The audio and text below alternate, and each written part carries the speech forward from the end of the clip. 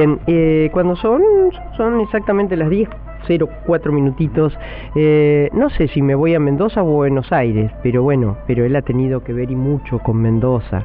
Estamos hablando de quién es rosarino, hincha de Central, José Octavio Bordón. ¿Cómo le va, doctor? Buen día, gracias por atendernos.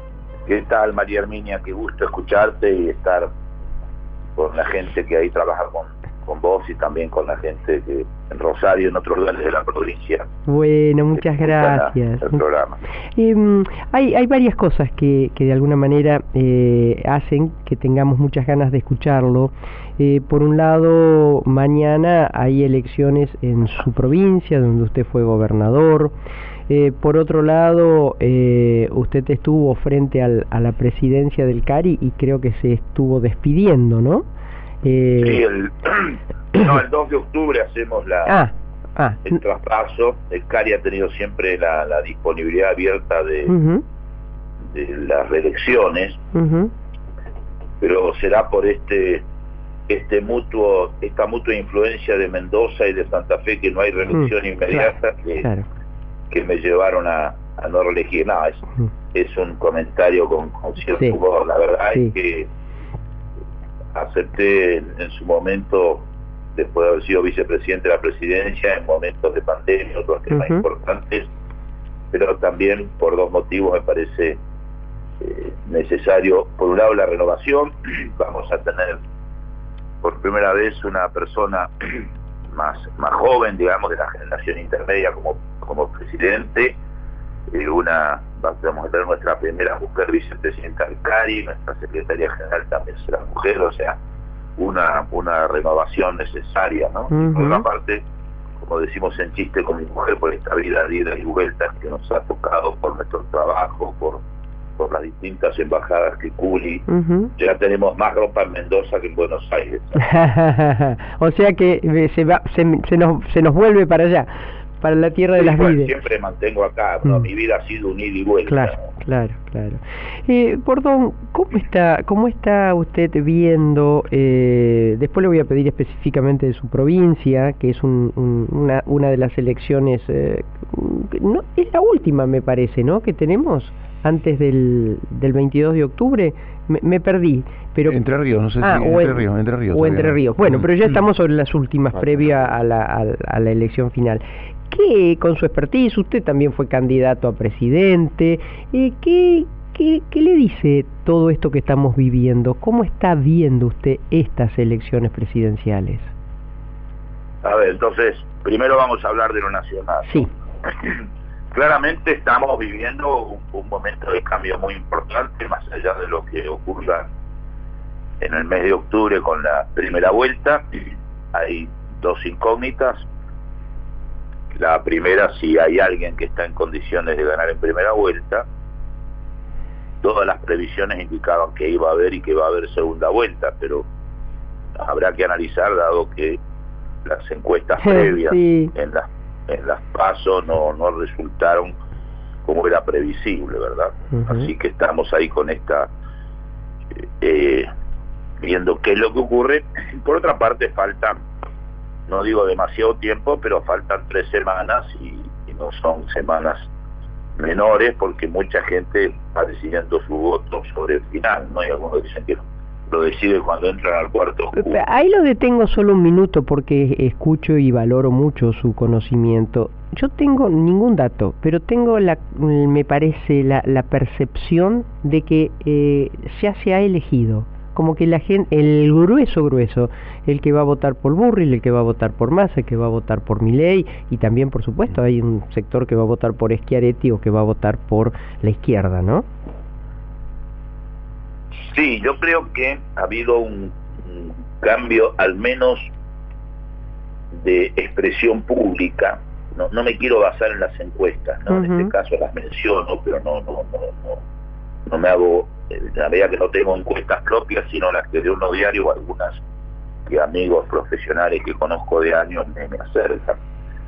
Mi sensación es que hubo una cantidad de gente que votó sin de alguna manera decir que iba a votar por uno de los candidatos, y esto en el clima ha crecido, ¿verdad? El clima de que quien ganó por un punto, por 2 puntos, ha crecido, es algo que se siente en el ambiente. Lo que no puedo distinguir si esto es que hay gente que ha dejado de ocultar su voto y ahora lo hace explícito, además de haberlo hecho práctico, o algunas personas que se han volcado hacia ahí. Pero lo mismo creo que hay un dato importante, que es que va a pasar con la gente que no votó. Fíjense que si ustedes analizan la elección reciente en el Chaco, también que fueron exclusivamente provinciales, ¿verdad? Votó casi un 10 puntos más de gente, o sea, pasamos del 61, 62%, creo, al 72, 73%. Acá en Santa Fe pasó lo mismo, ¿eh? Por eso, entonces, hay que ver cómo se mueve, ese voto. A ver, yo les diría que he visto una constante en la política, en las elecciones, perdón. La primera es que en las elecciones provinciales, que han estado en general separadas, y claramente ha sido las distintas alianzas de Juntos por el Cambio los que han tenido la capacidad, no solamente material, sino en varios casos, de reemplazar a lo que es ahora Unidos por la Patria, Unión por la Patria, o sea, el oficialismo denominado kirchnerismo por algunos, pero en algunos casos tienen mayor elemento de lo tradicional, ha sido Cambiemos, ¿no? Segundo punto, entonces claramente hay, salvo la posibilidad de Provincia de Buenos Aires, donde parecería que está en una primera posición el justicialismo en la Provincia de Buenos Aires, da la impresión que es Cambiemos quien tiene la capacidad de desplazar en las provincias al gobierno o al oficialismo actual. En ese caso, la verdad es que la presencia y la participación de la gente de Milei ha sido muy débil, en algunos casos directamente no ha existido. Lo que sí es cierto es que en la elección, no en la elección, sino en las primarias que hemos vivido, en muchísimas provincias, en la mayoría de ellas, en lugares que nadie esperaba, ha triunfado Milei. Entonces, eso nos está dando un panorama que en Mendoza, mañana va a ser muy interesante de observar qué sucede. Habrá que ver si la influencia de Milei sigue creciendo en la elección donde él participa directamente, o resuelta ya muchas de las provincias, los distintos ganadores fortalecen su presencia con las dos principales coaliciones electorales que no coinciden con Milei, ¿verdad? Ahí le hago una pregunta, ya que usted mencionó lo de mañana, lo de Mendoza. Claudio De Marchi, Omar de Marchi. Perdón, sí, gracias, Omar. Podría, si ganase mañana, ¿lo cuenta Juntos por el Cambio o lo cuenta Milei?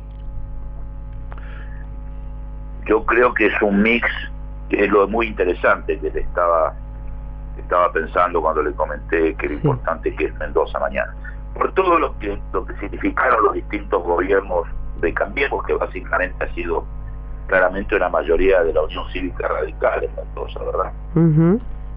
Sin prejuicio de que Macri tenía buena imagen y colaboraba en esto, y también Patricia. Lo normal, lo lógico sería que, y esto es para observarlo más que prever datos, observen las elecciones.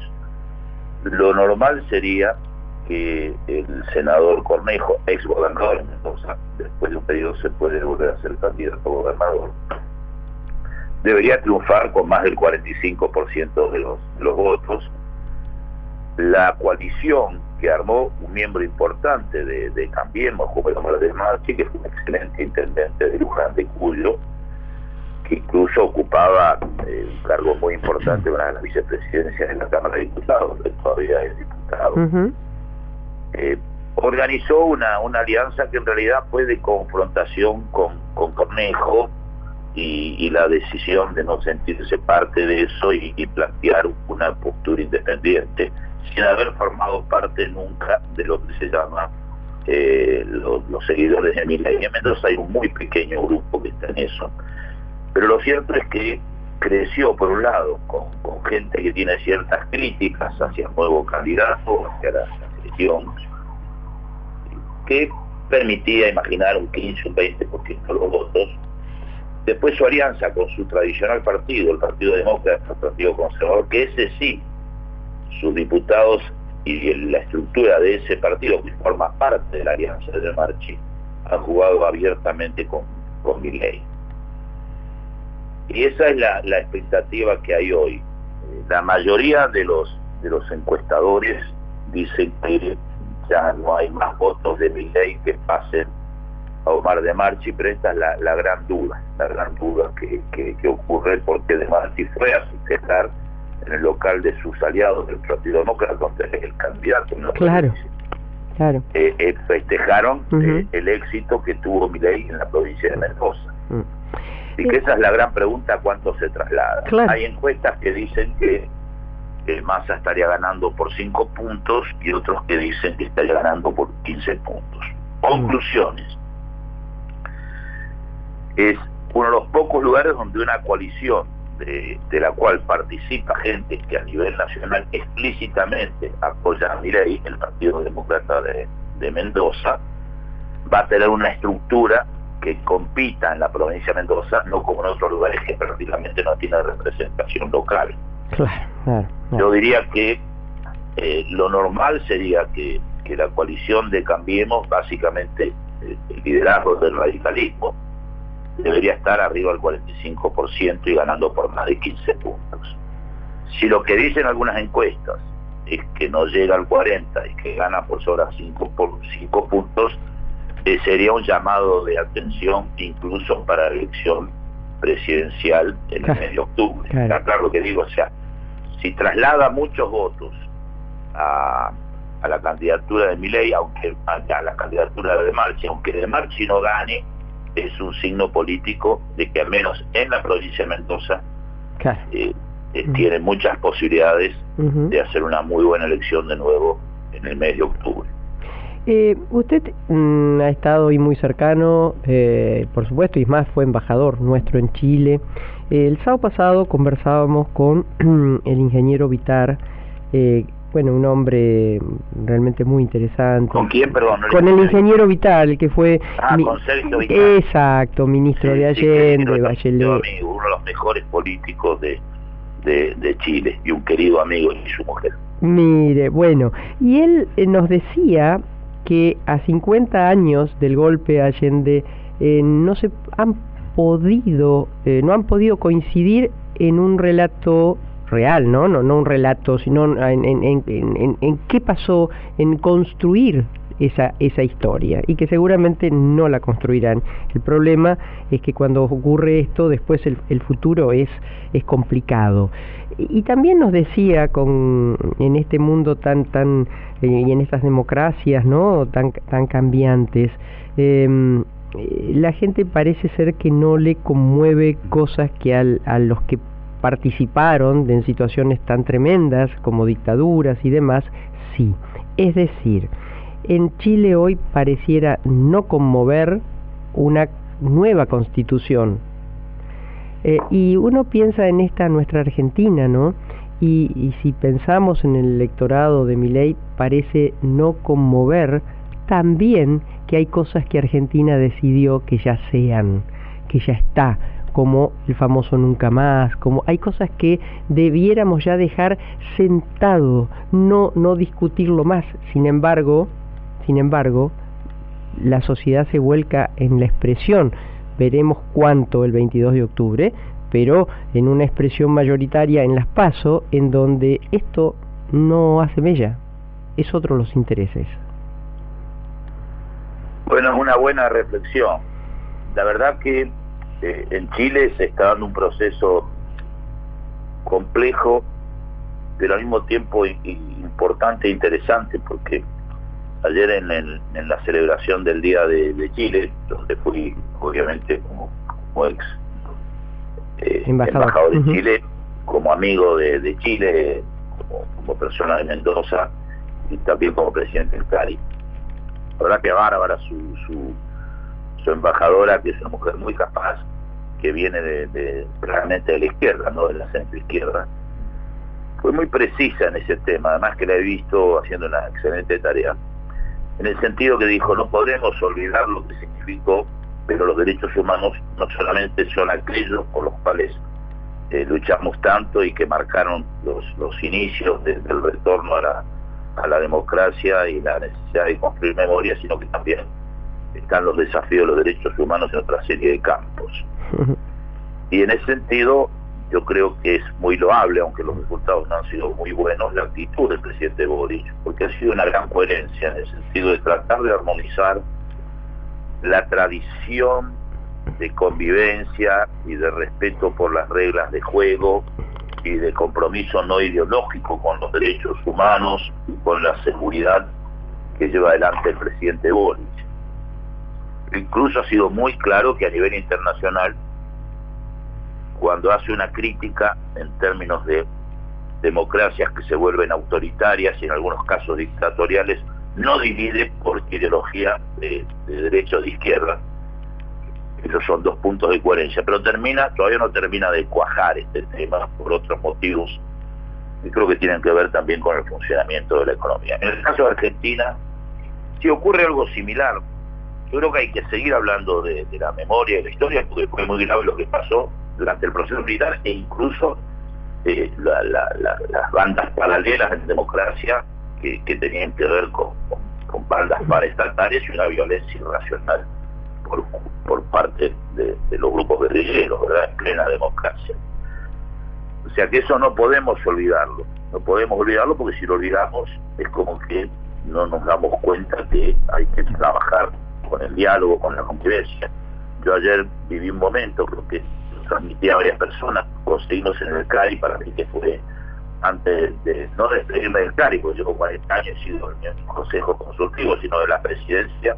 La verdad que haber tenido los representantes de los 5 candidatos a la presidencia en política exterior, discutiendo sobre política exterior, con la moderación de los jóvenes del grupo joven del CARI, cumpliendo al segundo las reglas de juego de todo el público que estaba completo en nuestra sala, con un respeto absoluto. No hubo aplausos salvo cuando terminaba cada panel, no hubo murmullos, no hubo críticas, y se cruzaron, se dividieron, pero en ningún momento se agredieron, en ningún momento se interrumpieron.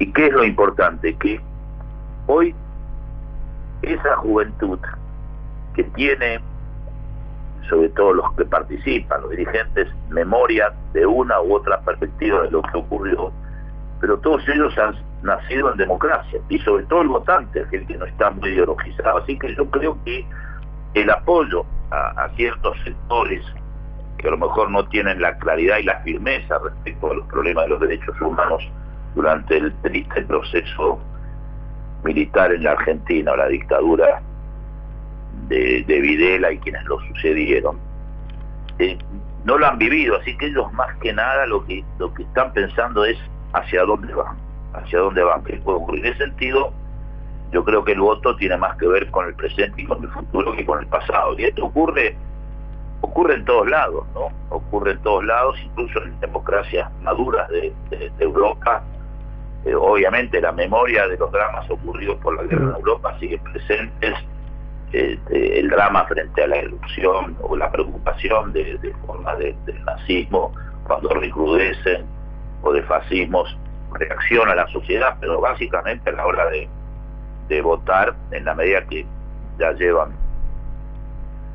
prácticamente más de 70 años de esa situación, votan más por el presente y por el futuro, ¿verdad?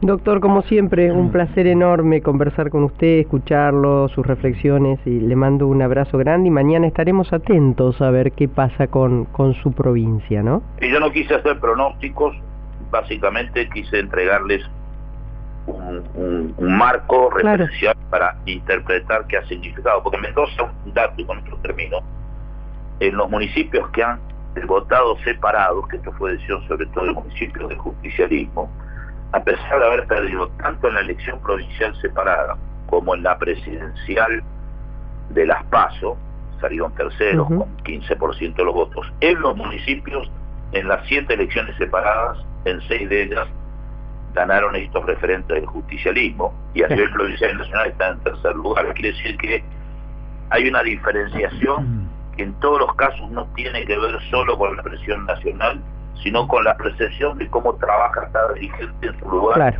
comunal o en su provincia. Así es. Gracias, un abrazo grande. Gracias, cariño, hasta luego. Hasta luego. El licenciado José Octavio Bordón.